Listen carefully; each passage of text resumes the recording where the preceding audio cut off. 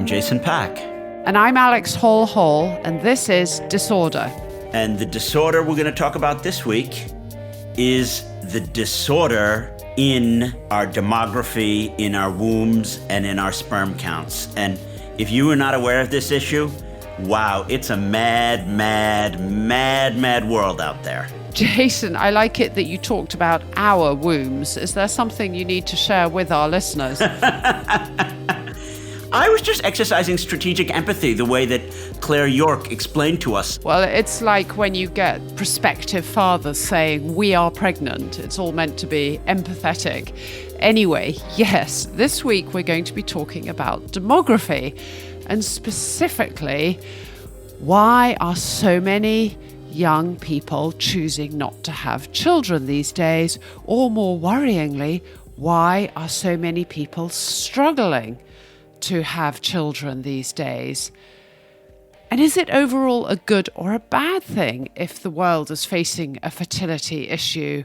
Is our planet overpopulated? And perhaps with climate change looming over all of us, it's not a bad thing if the global population declines? Or are we destroying a fundamental human right, which is the ability to have children? So I'm a parent myself, so I'm going to talk about some of the factors that led to my choice to having children. But to help frame the debate in broader terms, I'm going to quote an article from The Hill magazine in Washington, D.C., which noted last year that while for decades the global emphasis was on lowering high fertility rates, now, according to the UN Population Fund, only 8 countries in the world have fertility rates as high as 5 or more children per woman. And the total fertility rate is below replacement in nearly half the world's countries. And as low fertility has become the norm and populations are rapidly aging, more and more governments are switching policies to try and incentivize births. In fact, a majority of the globe's population now lives in countries whose governments have a stated intention to influence childbearing, which personally creeps me out a little bit because I don't like being treated as a birthing machine. Why are so many governments obsessed with national fertility rates? And should they be in the business at all of encouraging people to have children? And if yes, what kind of strategies might or might not work? And then in the second half of the show, we're going to take some questions on some different issues. And I want to point out, I love getting listeners' questions. It's one of the best parts of my week. So please, if you have any questions from birth rates to sperm counts to Gaza to oil tankers, send them to disordershow@gmail.com. And even if you disagree with us, we love getting your questions. We frequently disagree with each other, and it's not just questions. I want to give a shout out to all those who've sent some really nice feedback to us as well. It's a competitive field, podcasting, and it's so appreciated when we get feedback from you. Thank you so much. Alex, this is a topic that I always have cared about. We read Malthus and Ricardo in freshman year in undergrad. When we would be stuck in traffic on the turnpike getting into the city or coming home and the Holland Tunnel was jammed, my mom would always say in the 1980s, people are having too many children. And then, of course, as you would see litter on the roads or the price of a given thing had gone up, my mom would be like, there are just too many children. There are too many people. And the irony, of course, is that in one way she was right. And in one way, it's the opposite. People are having too few children. But you never complain about not having enough traffic in the Holland Tunnel. So I never heard her complain about that. And it's always been something that I've wondered. But when I read Malthus again, I realized that his assumptions that population expands inherently until there is either a crisis like famine or war, and that the very nature of population dynamics is always to expand to the breaking point. This is really wrong. And we're talking ideas from the late 18th and early 19th centuries. There haven't been any groundbreaking philosophical works on demography other than in the deep ecology movement, which is that there's a postulate that the planet can only sustain 2 billion people, and that the reason that we're having the climate change and other problems, for example, hurricanes and wars and decreasing standard of living, is that we as a people are guilty of overpopulating the planet. And I'm not sure I believe with either the Malthusian analysis or this kind of deep ecology analysis, but it's certainly something that we need to think about. So I'm really interested to hear your thoughts, Alex. So I think there are two dimensions to this issue. And one of them is treating it, as you have set out in your opening remarks just now, which is this is an interesting philosophical discussion and a policy debate that governments need to consider. How do we balance the needs of an aging population with a declining workforce? But I'm the female in this podcast, and I come at this issue from a completely different angle, which is the decision to have or not to have children is a deeply personal one. And we can't just be simply incentivized to produce more children on demand or to stop having children on demand. And it's that disconnect between the sort of, and I hate to say this, but often a kind of old white male politician perspective about the number of optimum babies women should be producing, and the person who is tasked with producing those babies. But I'm going to pull it back a little bit, because when you and I were chatting about this show before we came on air, I said I was willing to talk a little bit about my own personal experience, because I want viewers to relate a little bit, and I think it's nice to share our stories.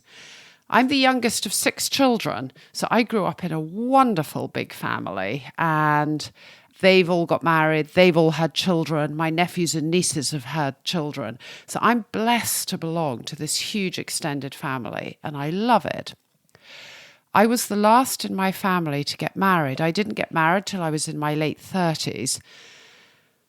And my husband and I wanted to have kids, and it turned out it was not going to happen for us. This, I think, is one of the factors affecting fertility in modern societies, is that many couples are waiting too late to start trying to have children. And especially for women, fertility falls off radically once you're past your mid-30s. I didn't get married till I was 38. We tried IVF. That didn't work either. And when it didn't work out, my husband and I were very happy choosing to adopt 2 wonderful kids, and we are totally happy with our outcome. But I know for other people, having children through birth is something that is absolutely critically important for them. And in our modern societies, more and more couples are choosing to wait for career till they're on a personal security in their income, till they're on the housing ladder, till they feel they're in a position to have kids. And precisely because there's the element of choice, you can try to choose that moment by taking contraception or having treatment to boost your hormones. People think they can game it, and it turns out our bodies don't respond that way. I think that this is a critical point, Alex. We have hugely advanced modern science. You can cure a migraine with a pill. You can replace various body parts and get a knee replacement, but we haven't fixed how to game fertility. You can't just all of a sudden, oh, I don't want to have it until I have this promotion at work, and then magically turn it on. And I think that people have not grasped that, and they plan their careers being like, oh, I might want to have kids, once we buy the house and have the car and I've gotten my second promotion. And that is a certain way of thinking about things that's deeply flawed. And then I want to make another point, which is that many extremely advanced and wealthy countries with falling fertility rates, particularly in East Asia, South Korea most specifically, but Japan as well, have thought, oh no, we have this problem. We're not having enough children per woman. Great. We can just, for example, give them more maternity leave or pay a child tax credit. And what they've found is that in South Korea, the more that they have child tax credits and they put more money into, daycare centers or whatever, it hasn't even led to people having more children, because the very nature not only of the personal decision and choice, but the issues of timing and the flow of your life is that this is not a part of life which is amenable to micromanagement, even with our advanced scientific and policy tools. As you were starting that comment, I wanted to laugh because I spent the first half of my life desperately worrying about not getting pregnant. I mean, every single encounter was like, oh my God, I've got to be careful. I don't want to get pregnant. And then suddenly I got married and it was like, go, go, go. When I was doing my IVF, it was rather bizarre. I was finishing my posting in Washington and I was about to transfer to become head of human rights in London. And so I began my treatment in Washington, then got on a plane and flew to London, where a different provider picked up the treatment. And within weeks of my arrival as head of human rights in the Foreign Office, we were due to have a human rights dialogue with the Chinese in Xinjiang province.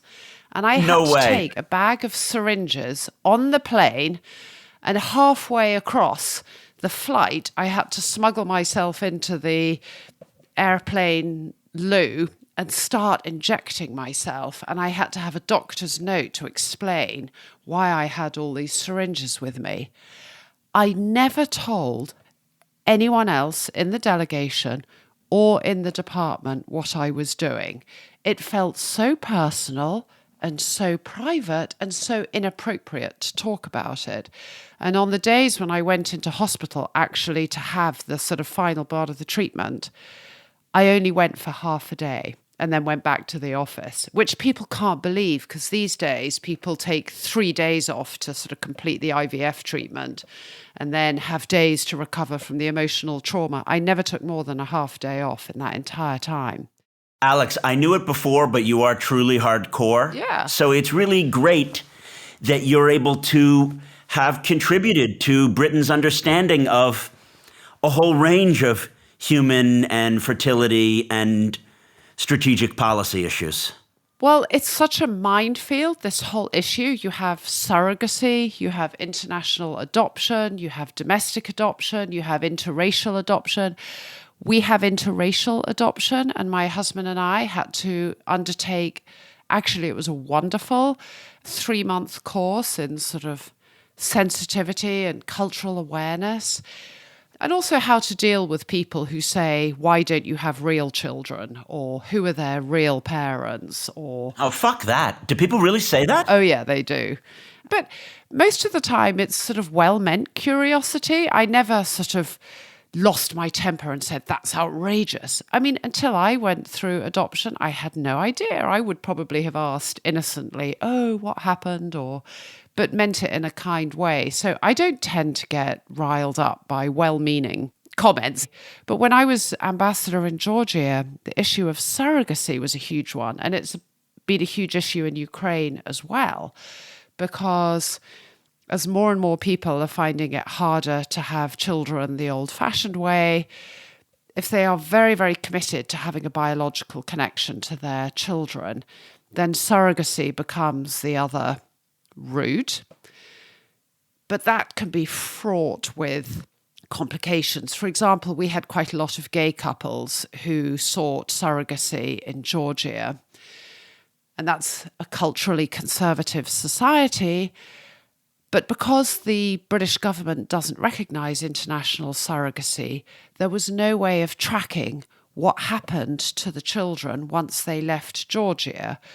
Whereas when my husband and I completed our international adoptions, for the next 3 years, we were required to check in with social services, to send reports back, both to the home country and to the birth parents, who I'm delighted to say we were in touch with, so that everyone was sort of reassured that we were continuing to honour our commitment to look after our children well.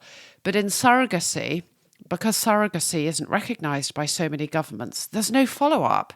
So then there was a worry, were people seeking to have children then for trafficking purposes? And then you have in the US the issue of abortion and Abortion is the obvious, hugely controversial issue right now. But a few months ago, the state of Alabama temporarily outlawed IVF as well. So this is a very fraught issue. And all I can say is, as a woman, we don't like being treated as data points. These are individual, highly personal issues. What you've pointed out there is that this issue is part and parcel of the global enduring disorder, because it brings together a nexus of failure of international coordination and a free-for-all where there are no rules. I did a little bit of research, and I found out some things that you've also commented on, which is that there is no universally agreed upon way of establishing surrogacy. In other words, the US does it differently than the UK. And if you have surrogacy in Ukraine, which was very, very common before the war, that was a hotbed for EU and British parents having surrogates in the Ukraine. There isn't necessarily like a legal transfer of who the parent is and what the exact obligations are. And I just want to point out here that maybe nothing is more important than who is responsible for a young person. How could it be that we don't have a system that governs this? And as I was delving deeper, Alex, exactly the point that you hit upon made me think this is why we should talk about this on the Disorder podcast, because it's a domain where there are coordination failures and there's no international law. I want to make another angle here, which is that this is not new. Adoption happened before writing. And the major world religions had ways of dealing with this. Like, my knowledge is most on Islam. And in Islam, particularly in the time of the Prophet Muhammad and just before him, the Jahiliyyah period, many men died in battle, and then women died in childbirth. So there was lots of reasons why there needed to be adoption. And that's obvious because life expectancy wasn't more than 30 years old. And Islam had a genius mechanism here, which is that if a child of breastfeeding age is breastfed or symbolically breastfed, the child is adopted. And this is extremely clear. The community understands that the baby who is suckled by a given person, that is the mother. And then this solves the problem of the legal aspect. So you could adopt a child when the child was like 11. The mother would symbolically, as it were, breastfeed the child. And there are hadith that then lead to Sharia about this issue. And boom, there is a legal regime about how this child is to be integrated into the Islamic community. I don't know if that's the best system, but it's a coherent system. And to think that in 7th century Arabia, they had a coherent system that transcended national and racial and religious borders, and we don't have one in the 21st century, that really brings home to me the global enduring disorder, that we need to have rules about what is the paperwork. Is it when you go to the embassy and you register the kid? Is it when you have a passport that identifies you as the parent? I mean, what are the rules and obligations, and how is that determined by international law? Well, all I can tell you is that the Home Office didn't want to touch surrogacy with a barge pole. And I was recently asked to help out an American couple, actually half American, half British couple, who were pursuing surrogacy. And they got stuck in this complete legal nightmare where, because they were living in the UK, the Americans wouldn't help them. The UK doesn't recognise surrogacy, and the Georgians wouldn't allow the surrogacy to proceed until either the US or the UK were willing to sort of provide the necessary guarantees and paperwork. And this couple were left in absolute legal jeopardy. And unfortunately, the baby had already been born and had some medical needs, and they couldn't get the baby out of Georgia, and they really wanted to love and bring the baby home and give the baby the medical treatment. And I don't know how the story ended. This was a few months ago. But I think you've touched on something else here when you were talking about the Islamic community. Modern day parenting can be a very lonely business because our societies are more atomized. Children move away from their parents. We all want to have our own individual houses. Our careers take us to different places away from the village where we grew up. So when you have children, quite often you can be living in a town or a village far away from your home community, and everything is on you. And so many people write about the loneliness of motherhood. Obviously, it varies from couple to couple, but quite often the husband goes back to work quite quickly and appears to pick up his life as it was before. Whereas for the woman, life is fundamentally changed. And then there are all these expectations that you must breastfeed and you absolutely must do this and you must do that. And there's this smothering of all these baby books. And then in places like East Asia, there are huge expectations about how your child must succeed and excel at school. So there are all these tests and private tutors. And then where we are in the US, it's all about your child must excel at athletics and you must sign them up for this coaching and get them some equipment. And then because of social media, they all want to have the latest gizmo. So the demands of parenting in some ways have vastly multiplied, which is as a result of our own choices, but the support structure is not there. And if we're talking about collective failure, I mean, why the hell in the US do we still have a school system where the school day ends at 3:00 for most kids? And if you have two parents who are working, who is supposed to look after those kids from 3 to 6:00? And why do we have 3 months of vacation in the summer? I don't understand why the American school day doesn't adapt to the needs of families. Then in the US, you don't have particularly good paternity leave or maternity leave.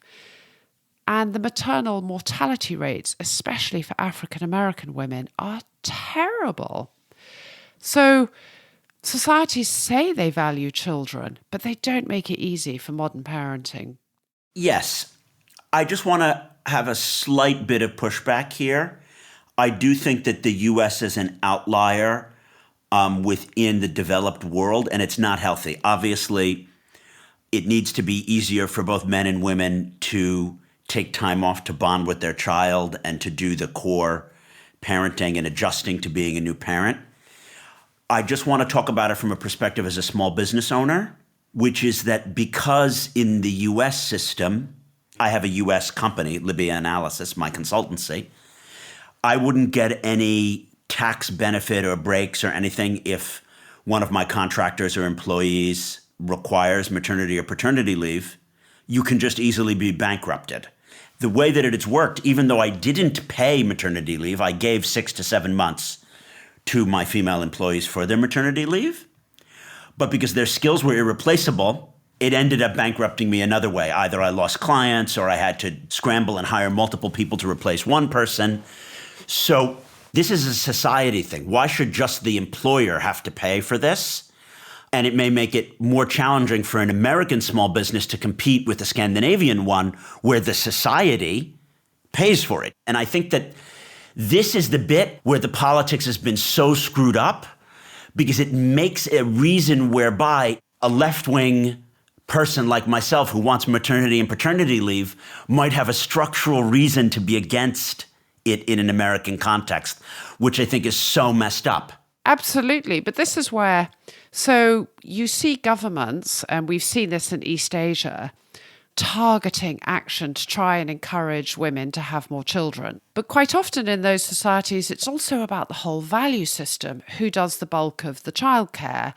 And having educated women to a high degree, it's still in many areas a cultural system where the woman then is expected to give up her job and stay home. And many educated women don't want to do that. And we want educated women. We want women in the workforce. It's a national community benefit. It's not only a flaw in the US model, it's a flaw in the coordination between our different models. I can totally get and accept a country that has a 4-month maternity leave and another has a 6-month and another has a 9-month. That's all fair game. Voters have decided if they want to change it, they'll vote. All good.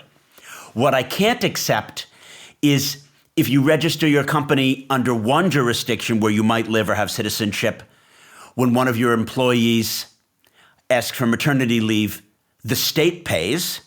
But then if you're registered in another jurisdiction, and particularly if you only have, let's say, 5 employees, you have to pay at that moment as the entrepreneur. That can't work. So we're talking about coordination failures. When I first went to Tunisia after the Arab Spring, they were having their debates in 2012 and 2013 about their new constitution.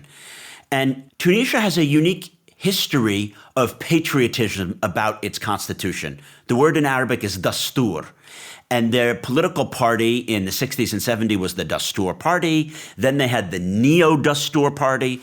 And they asserted in their post-Arab Spring constitution that every individual has a right to internet access. And I think it's one of the only constitutions in the world to have the right to internet access in the constitution. And this leads to the question, do we think that women and men have the right to regulate their own fertility? So I'm wondering, what do you think? Is it a universal human right to control your own fertility with your partner? I think it is. And I think it's already implicit. I should have reread the UN Convention on Women's Rights and the Rights of the Child before coming on the show. But I'm fairly sure that reproductive rights are enshrined in the UN Convention on the Rights of Women. But reproductive rights, I believe, are enshrined in international conventions. And by very definition, forcing people to have an abortion would, by definition, be an infringement of habeas corpus and the sort of inviolability of your own body. So I don't know if it's sort of implicitly said you have a right to be fertile. I mean, fertility is something in your own body. There's no guarantee you're going to be able to have children. It depends on when you get married, who you get married to, the state of your health and your hormones and everything. But I think it's already pretty much explicit there. No, but I'm thinking about the right to decide yourself. So there was this famous case in Greenland, and we're going to put a link to a brilliant podcast from The Guardian on this topic, where in the 1960s, Danish doctors forcibly put IUDs, coils, in young Greenlandic women without notifying their parents. That's definitely a violation of rights. Obviously, I think that this is abhorrent. Yeah. But at this point, there was no international law about it. There's merely the Danish law. Therefore, if the Danish government changed the law and voted, we consider it acceptable to forcibly put IUDs in our own citizens, then it was legal. That's the problem, is that in that example, there was not an international legal regime that governs this matter. You get what I'm talking about, right? Right. Okay. Then yes, of course, I totally agree with you. And it's the same in India under Indira Gandhi, where they did mass forced sterilizations of men. They conducted thousands of vasectomies, many against men who had no idea that's what was going to happen to them. And it's a grotesque violation of human rights. I do not believe you can forcibly require any individual to undergo a medical procedure against their will. And if that's not explicitly in international treaties, it absolutely should be. That's a grotesque violation of the person.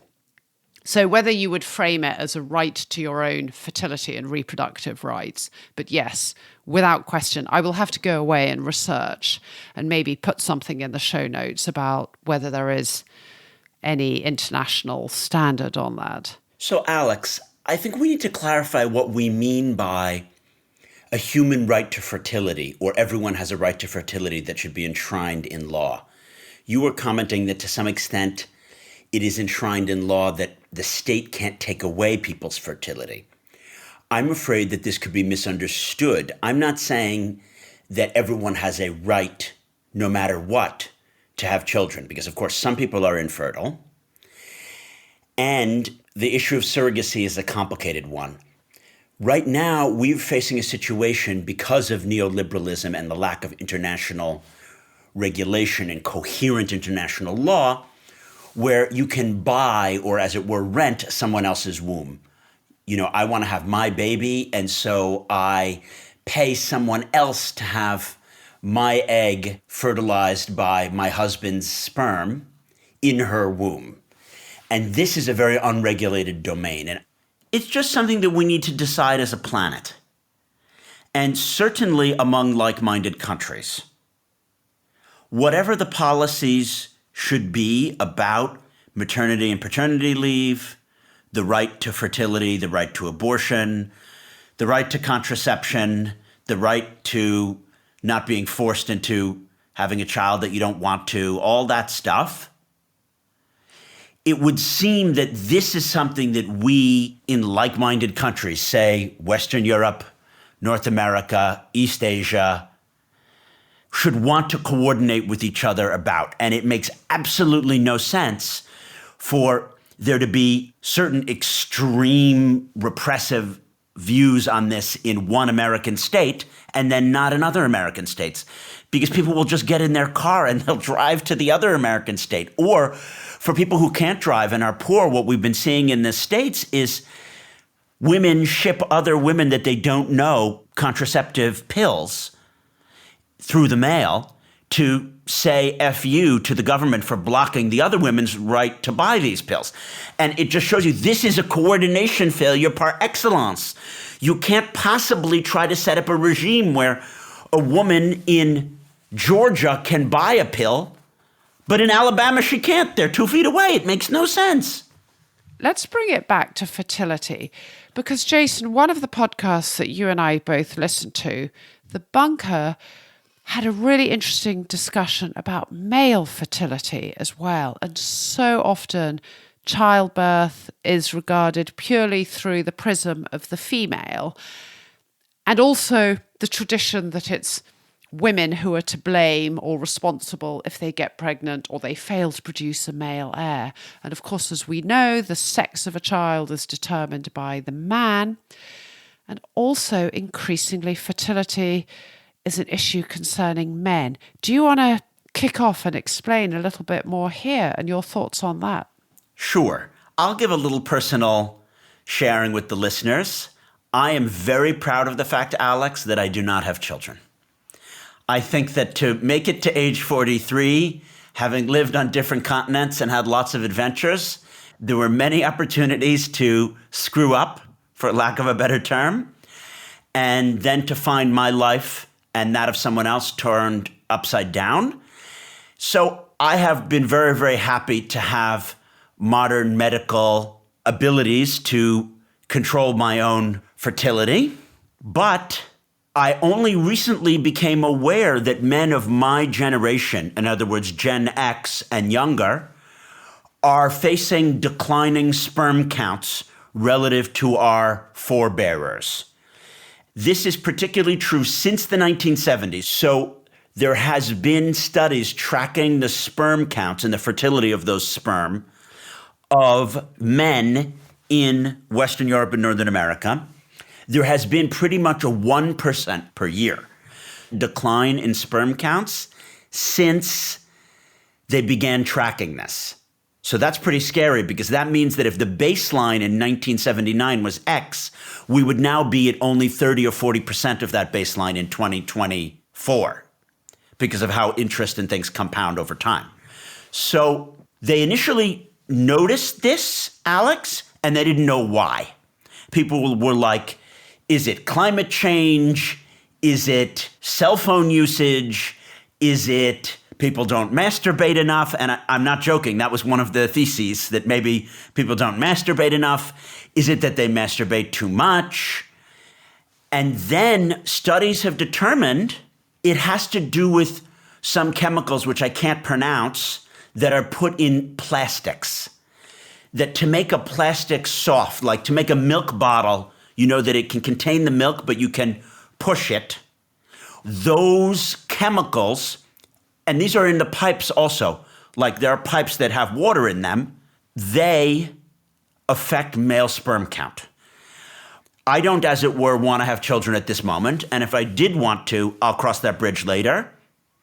But I want to have the ability to have it, and I want to have the ability to have the sperm count that I came from my maker with. And the idea that water or milk or other beverages that are in soft plastic containers might be affecting my sperm count, it not only horrifies me, it makes me want to have, when do we want global governance? Now. When do we want it? Yesterday. Because if ever there should be a topic that I shouldn't have to vote on or campaign at the UN for, it is that there shouldn't be shit in plastics, which I have no right to know about or control, which affects men and women's fertility. It's absolutely insane and absurd. Apparently, businesses have known that this affects fertility, but because there are no legislations punishing companies for the use of these plastics, it's still commercially beneficial for them to get the size jars that they want a little bit cheaper. So they use these chemicals. And I'm just astounded because it shows you there will never be self-regulation unless we have international organizations and institutions that impose massive awareness and massive penalties for people who violate the rules. Yeah, so I did not know this link between the specific chemicals in plastics. I did know that the existence of many pollutants and the general use of chemicals was affecting all our health levels and translating in increased cancer risk, for example. And I was equally horrified when I learned about this specific issue. The idea that the decision is taken away from you by the existence of chemicals that actually deny you the right to have children, that to me is completely horrific. And the podcast that you and I listened to, The Bunker, talks about how the EU, with its REACH Act governing chemicals, has a mechanism in place that can be used to apply a ban against these products EU-wide. So it is within the realm of governments to take action. And all I hope is that as awareness of this issue rises, rather than governments thinking the solution is to pay women or couples more money to have children, here's an extra 500 quid if you have another child, that maybe they'll address these sort of wider context issues. Because I really believe it's about getting the overall environment right. Governments, they should focus on creating a good environment for families. They should focus on good health systems, on a healthy environment, on functioning education systems and infrastructure, and addressing things like ultra-processed food and chemicals and products.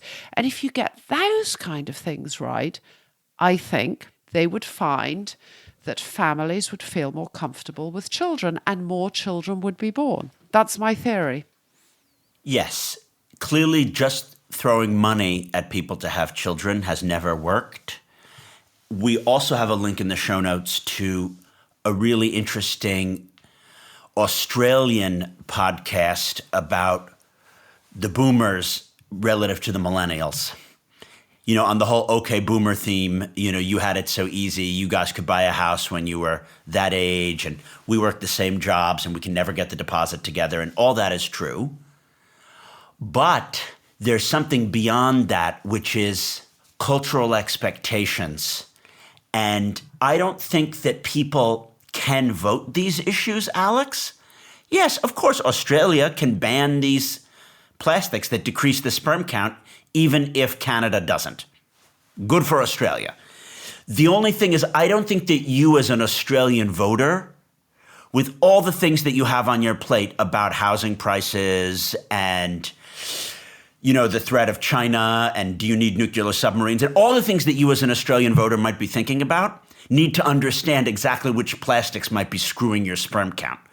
That's why I want to get to the international level. And I know that I'm going to be accused of being elitist here, but it's actually not elitist in that I want someone else to do it for me.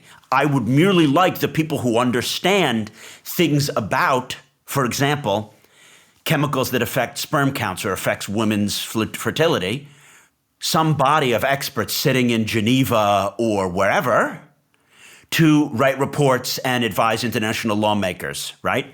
And I understand that this is a very bureaucrat way of thinking about things because it's an unelected body And then I would like a system whereby it's an unelected body that has certain limited powers, right?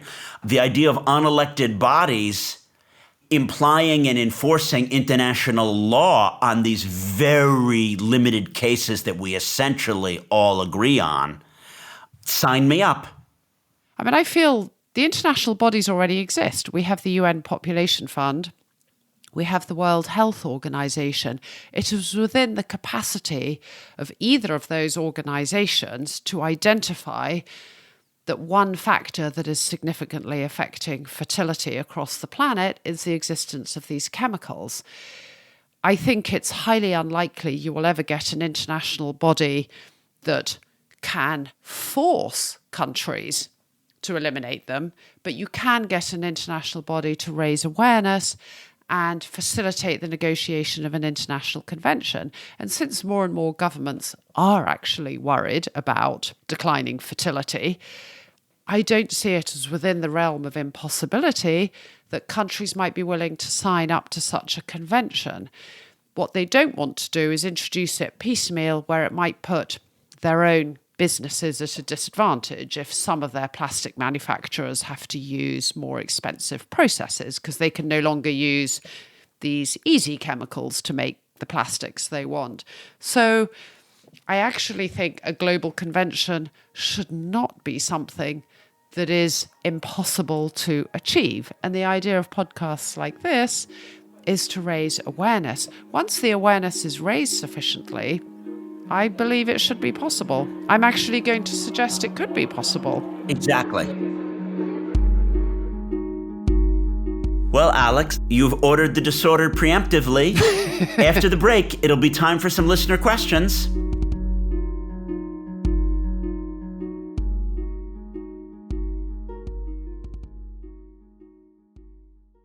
Okay, Alex. From Rupert Goddison, he writes to us, if, as some predict, the disintegration of Russia is on the cards after Putin's dreadful gamble, what will this mean for the world? So now we get to the easy stuff. After sorting out global fertility, thank you, Rupert, for that question. I'm going to spin it around a little bit, which is I think we have more to fear from Russia winning in Ukraine than possibly losing, and that leading to internal chaos inside Russia. And the answer is we can't let fear of what might happen in Russia afterwards deter us from doing what is right for Ukraine now. Now, that's a little bit of a simplistic answer to what I, of course, understand is a far more genuine concern. What actually might happen if, as a result of failure in Ukraine, Putin is ousted or there is factional infighting? And yes, any instability in a major power is extremely worrying. And it is very hard to predict what will happen. But I do feel there will be instability. It will spread within Russia. It will create disorder in Chechnya, in the Caucasus. It will lead to insecurity in the former Baltic states, Estonia, Lithuania, and Latvia. It will make Russia a highly unpredictable partner. It will make it possibly more obstructive at the UN, but it already is obstructive. It already is a difficult partner. It already does have aggressive ambitions on the Baltic states and the Caucasus nations. So yes, I think it will be frightening if Russia goes into a tailspin as a result of defeat in Ukraine, but I still maintain that letting Russia win in Ukraine would be way, way more dangerous for us. So we have to prepare for that eventuality, but it mustn't inhibit what we think is the right thing to do. I agree with everything you said there. I interpret the question slightly differently. So, Rupert, what I think you're asking is when Russia loses and it collapses as a state and there's a breakaway Tartaristan and a breakaway Dagestan, what would that kind of implosion mean for the world? I want to point out that in the last 120 years, Russia has already imploded 2 times, and it was the failure of the international community to essentially deal with the implosion of Russia that led to subsequent cataclysms.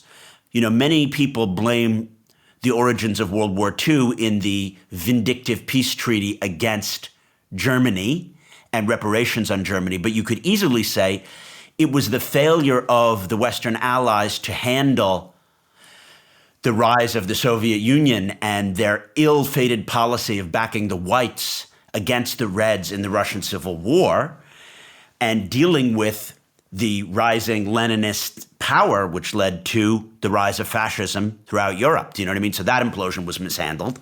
We're obviously only in this global enduring disorder because of all of the crony privatizations in the 1990s under Yeltsin and all of the corruption and kleptocracies that we see not only in the former Soviet space, but in Africa and in Latin America have been a part of our inability to handle the implosion of the Soviet state and the fire sales of aluminum smelters and of Russian crude oil production. So I would like to think that if Russia randomly imploded, that we would be better prepared, given the fact that this has been botched twice before. But no, the reality is it's not like Pentagon or NATO really has coherent plans. And I think that's what we lacked in the late 80s and early 90s when neoliberalism allowed a few commodities traders at Mark Rich and Glencore and others to just cut their teeth in the imploding Soviet empire and create what we have today. Moving on to the next question. Martin Sims asks, in the episode celebrating Alexandra's 60th, she said that open, transparent democracy is the best defense against corruption. For me, democracy failed in the UK with the Brexit referendum. How can democracy succeed in a state with so much of a population not engaged in politics and only getting their opinions from the press? Or from social media and disinformation and politicians reinforcing inaccurate narratives about the implications of Brexit. I mean, I'm with you on the concern about whether democracy as currently instituted is enough to withhold the bad actors trying to undermine it, whether from within or without, with misinformation, populist imagery, newspapers in the hands of a sort of privileged few and getting peerages and backing the leading party. There's all sorts of things that are wrong within our current system. And for me, the answer is not to abandon democracy, but to be willing to adapt and reform it. And I believe, and I've written extensively about this, that the UK system needs extensive fundamental constitutional reform. And just because it's worked relatively well for most of us for hundreds of years, the strength of the British system has been that at crunch points, it has adapted, it's extended the vote, it's reduced the number of constituencies that were able to be bought up, it's reformed the House of Lords a bit, but it hasn't nearly been reformed enough. So democracy is always a work in progress. We need to reform our democracy. I personally believe it is way past time for the UK to discuss having a proper written constitution. Not because I so much think it's possible to get it perfectly right in a constitution, but because the very process of discussing that constitution and thinking through what kind of system do we want, what has worked, what needs reform, what needs to change, will and should engage British citizens in an informed debate about our country going forward. So we need to reform it. We don't need to abandon democracy, but as it stands, it's not working properly in the UK. My turn to ask you a couple of questions, Jason. So this question comes from Tom Grimmett, and he writes, I really enjoyed the show about Navalny. You were talking about the reticence of the West in imposing more tangible and robust consequences on Putin and the Kremlin. I wonder what you think are the main reasons for this. Are leaders afraid of the consequences of this? There seems to have been a theme of trying to avoid escalation of the conflict with Ukraine. I wonder what you think about this. Also, I don't know if you have already covered this in one of the previous shows, but it seems to me that one of the big forces of disorder in the West is those outlets, voices which maybe define themselves as, quote, anti-imperialist and denounce Western foreign policy almost as a reflex move. At the same time, there could be a defence of tyrants across the world, e.g. Assad, Putin. Whereas causes like Palestine are eagerly seized upon by such figures and organisations. I'm talking about things like Stop the War Coalition, the Morning Star, as well as numerous figures who are associated with them. This is a theme that troubles me immensely, and I'd like to see more of a kickback against it. Great question, Tom. This is something that I'm pretty concerned about too, and I don't think that it's right-wing or reactionary to be worried about the extreme anti-system left, which I've seen rise in my lifetime in Europe, the UK, and the US. I consider myself a creature of the center left, but then when I notice the RTs of the world say things very similar to some academic colleagues of mine, defending the actions of Assad and Putin, and when we try to stop them, we're imperialists and we're doing white man imperialism and white man's burden and we're mansplaining. I just see that there's a hypocrisy here, and I have to say I'm not going to fight this in my career. I'm going to tell you that on Facebook, an old friend and someone who used to work with my consultancy wrote about the Colombia protests.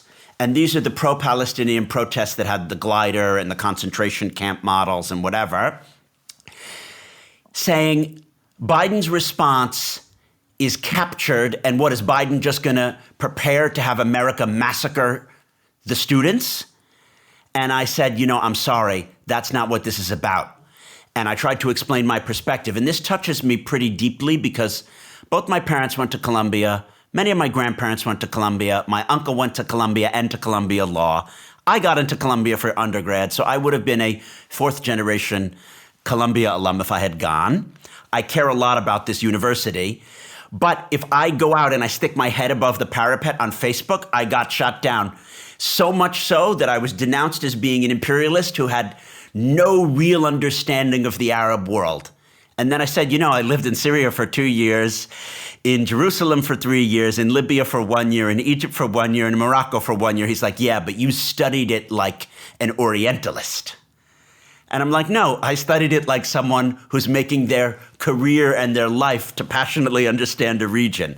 So I think that there is just a huge problem, Tom, that from this kind of cancel culture left, anyone who stands up and says the West has a right to defend itself or understand these issues and apply a universal standard gets shot down.